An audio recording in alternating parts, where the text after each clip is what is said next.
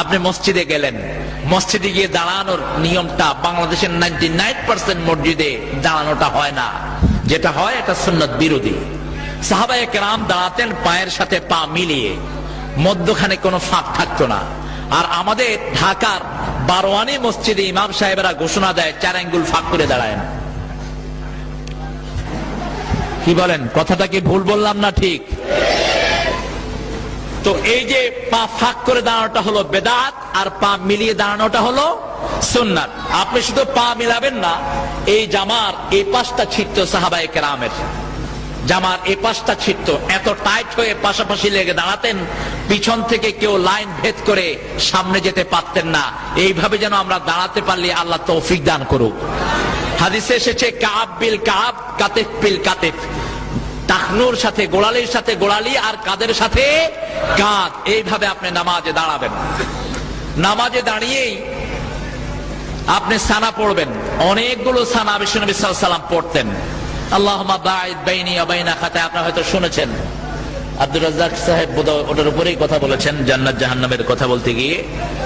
তো দোয়াগুলো প্রায় 8 রকমের দোয়া পড়তেন মুহাম্মদ সাল্লাল্লাহু আলাইহি সাল্লাম। এর মধ্যে কখনো কখনো ইস্তেগফার পড়তেন, ইস্তেগফার, আস্তাগফিরুল্লাহ রাব্বি মিন কুল্লি যামবি ওয়া আতুবু ইলাইহি। কখনো কখনো সুবহানাল্লাহ, আলহামদুলিল্লাহ, আল্লাহু আকবার পড়তেন 33 বার করে। এটা আপনারা পাবেন নাসিরউদ্দিন আলবানীর কিতাবুস সালাতের ভিতরে।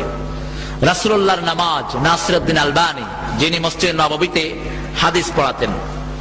এরপরে আপনি নামাজের মধ্যে সবচেয়ে বড় যে বেদাতটি আমাদের দেশে দেখা যায়, সেটা হলো সালাম ফিরানোর পরেই কিছু মাসনুন দোয়া আছে যেটা বিশ্বনবী সাল্লাল্লাহু আলাইহি ওয়াসাল্লাম করতেন। সেগুলো না হয়ে আমরা সালাম ফিরানোর পরেই সবাই কি করি? কথা বলেন না কেন? হাত তুলে মোনাজাত হয়, এবং এত জোরে জোরে ইমাম সাহেব দোয়া পড়েন যে যাদের নামাজ যারা পড়ছে তাদের পর্যন্ত ডিস্টার্ব হয়। এতটাই মূর্খ যে কোরআন শরীফ পড়া, যেখানে নামাজের পাশে আওয়াজে কোরআন শরীফ পড়া হাদিসে নিষেধ করা হয়েছে, ঠিক কিনা বলেন? কোরআন শরীফ যদি কেউ আওয়াজে পড়ে তাহলে সেখানে তার গুনাহ আছে না নাই? গুনাহ হবে। সেখানে আপনি কিভাবে দোয়া করছেন?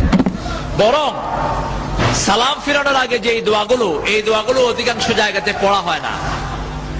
এরপরে আপনি দেখবেন নিয়তটা বেঁধেই সূরা ফাতিহা শুরু করা হয়, আল্লাহু আকবার, আলহামদুলিল্লাহি রাব্বিল আলামিন। তার মানে সানা বোধহয় বাড়িতে পড়ে আসছে, সানা মসজিদে আর দরকার নেই। এই হলো অধিকাংশ জায়গার অবস্থা।